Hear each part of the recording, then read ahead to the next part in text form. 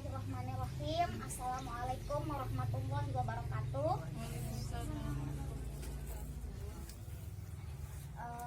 Terima kasih atas kesempatan hadir nih Ibu, Apu, Ina, Semeton.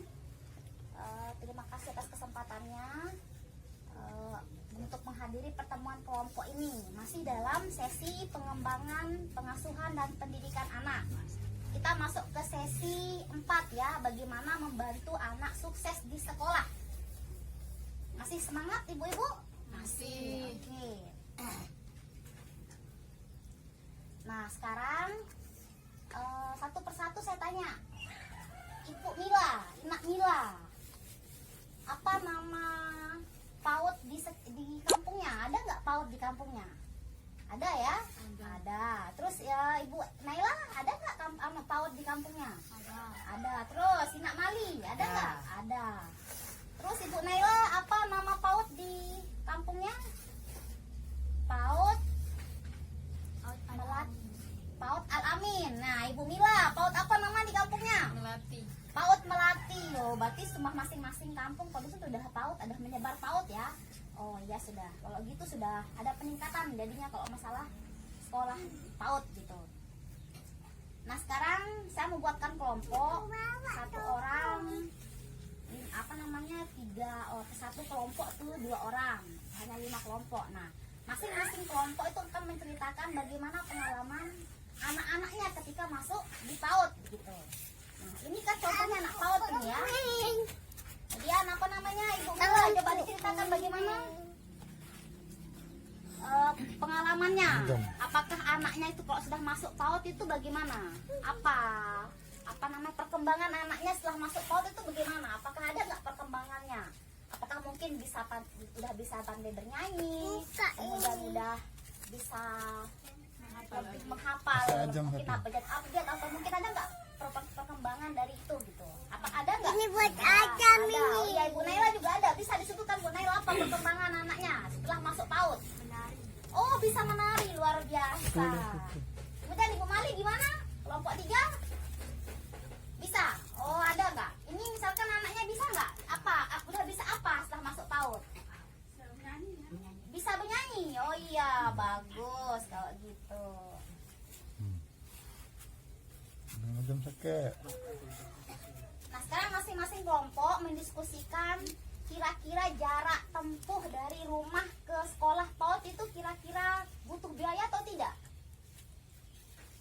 Bu Mila, gimana? Butuh biaya nggak dari rumah ke PAUD itu, butuh transportasi tidak? Jalan kaki. Atau tidak? Hanya jalan kaki saja? Oh iya. Kemudian Ibu Naila gimana? Jalan kaki juga ke PAUD-nya? Oh iya. Berarti semua itu dekat ya, tidak harus menggunakan transportasi untuk apa namanya sampai ke sekolah PAUD-nya anaknya gitu. Oh iya.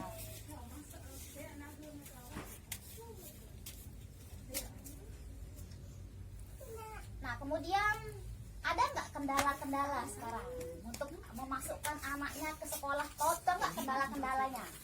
Apa Ibu Naila? Kendalanya apa? Pada saat dia di sekolah mungkin mau minta BAB, buang air kecil, gitu ada ya? Ada. Kemudian apa misalkan dia tuh awalnya nangis gitu ya, awalnya nangis, kemudian mau sama ibunya doang, nggak mau pisah gitu, bisa? Ada kayak gitu kendalanya? Ada. Atau mungkin pada saat melihat jajanan dia pengen jajan aja gitu? Gitu. Oh iya, tapi mungkin itu proses Ibu ya. Lama kelamaan anak itu akan terbiasa jadinya, dia akan menuruti apa kata gurunya, kemudian pandai bernyanyi, kemudian pandai berdoa. Itu mungkin suatu proses. Kalau misalkan dia ingin BAB, buang air itu udah hal yang terbiasa Bu ya. Oh iya. Nah terima kasih untuk masing-masing kelompok sudah menjelaskan bagaimana apa kendala, kemudian pengalaman pengalaman bagaimana anak-anaknya setelah kami apa masuk ke PAUD. Ya, bagus. Terima kasih ya kelompok Ibu Mila, Ibu Naila sama Ibu Mali.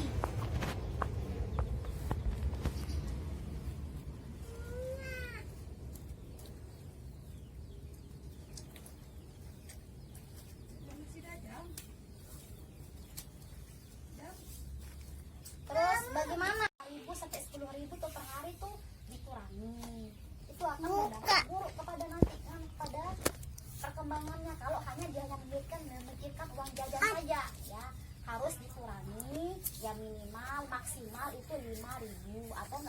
3000. Jangan dibiasakan, gitu. Karena itu akan berdampak buruk nantinya. Kalau misalkan dia ke sekolah ya bukan untuk mau sekolah tujuannya, dia hanya ingin beli jajan, mau jajanan itu saja. Gitu. Jadinya itu apalagi setelah saya gitu coba apa namanya solusi kendala yang sudah dihadapi. Ya mungkin kalau misalkan anak-anaknya selalu pingin buang air di sekolah gimana? Kita harus biasakan sebelum dia berangkat sekolah harus buang air dulu di rumah. Ya, gimana ibu-ibu, Ibu Mila? Ya, biasakan dulu buang air dulu di rumah, kemudian berangkat ke sekolah. Kalau anak sudah terbiasa seperti itu, jadinya ya akan terbiasa nantinya. Dia tidak akan minta lagi buang air di sekolahnya. Seperti itu ya.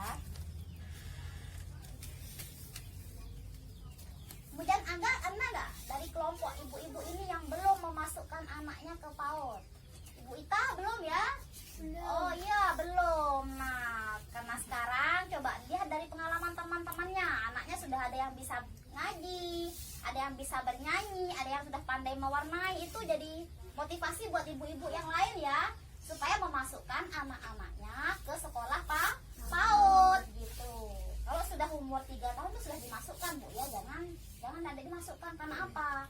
Sekolah PAUD itu sangat mendukung perkembangan anak. Di sana dia akan belajar bermain, belajar mewarnai, belajar bergambar, belajar membaca juga, belajar berdoa. Banyak sekali pengalaman anak supaya di sekolah PAUD itu yang akan bisa membentuk karakternya besok. Karena apa? Karakter anak PAUD itu kok sudah terbentuk, dia akan enak besok masuk di SD. Tidak misalkan misalkan contohnya, dia nggak takut bergaul. Dia sudah terbiasa melihat teman-temannya di sekolah, di PAUD, jadinya kok udah masuk SD dia dia nggak segan gitu. Udah terbiasa, senang aja gitu. Itu pertama. Kemudian kedua, berhadapan dengan gurunya pada saat di SD nantinya. Itu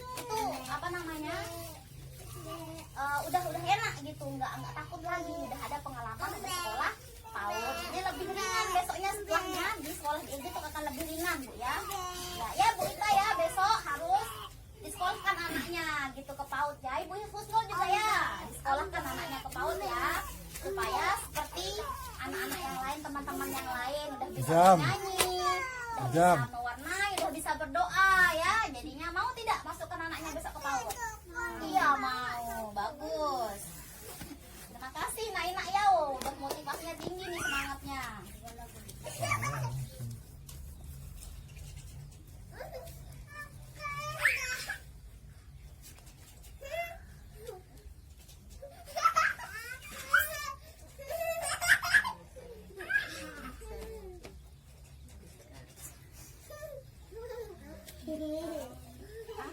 Coba kita lihat catnya nih.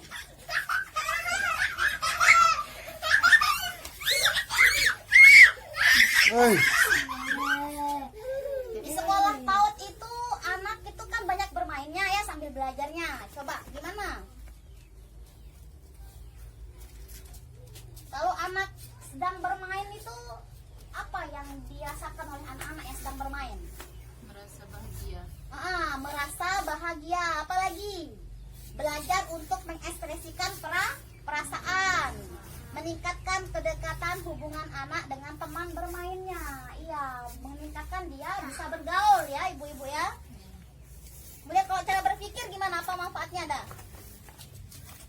Memberikan pengetahuan baru, belajar menyelesaikan permasalahan, belajar membuat keputusan, mengembangkan kreativitas anak.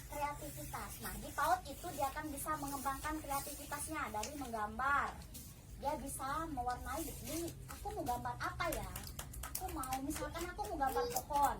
Nah kalau warna pohon itu warna apa? Warna hijau. Nah itu akan membentuk karakter mereka gitu.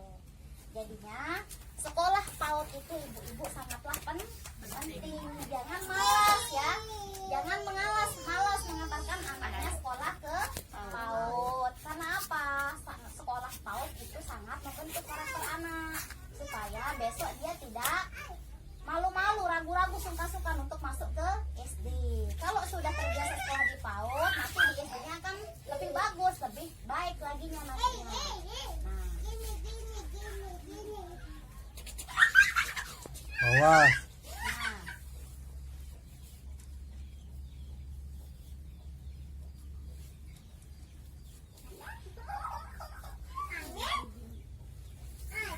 Tapi kalau masalah kendala ibu sudah tidak ada ya, kendala masalah transportasi kan enggak harus bayar ojek gitu ya, enggak bisa jalan kaki ya. Kemudian kalau misalkan anaknya suka buang air kecil di sekolah ya harus dibiasakan membuang air kecil di rumah sebelum berangkat ke sekolah. Kemudian kalau anaknya suka jajanan yang berlebihan di sekolah PAUD gimana? Harus dibiasakan dikurangi, diajarkan jangan terlalu banyak ya. Kalau terlalu banyak itu mikirnya nanti aku ke sekolah PAUD pergi jajanan gitu nggak bisa sekolah. Nanti ini jajan saya, jadi nggak mau masuk sekolah. Begitu Bu ya? Udah paham sampai di sini? Ya udah paham. Jadinya Ibu Ita sama Ibu Yosio yang belum masukkan anaknya ke PAUD besok masukkan ya. Hei. Nah inilah situasi kondisi saat ini anak-anak itu sedang makan PAUD di sini ya. Kebetulan kita sedang membahas masalah PAUD. Pendidikan anak usia dini ya, banyak anak PAUD lah di sini. Nah sampai di sini ya pertemuan kita ibu-ibu. Besok kita akan bertemu kembali pada sesi berikutnya. Sekali lagi saya ingin mengucapkan terima kasih atas kedatangannya, atas kesempatannya untuk mengikuti pertemuan kelompok kita hari ini. Baik, saya akhiri. Assalamualaikum warahmatullahi wabarakatuh.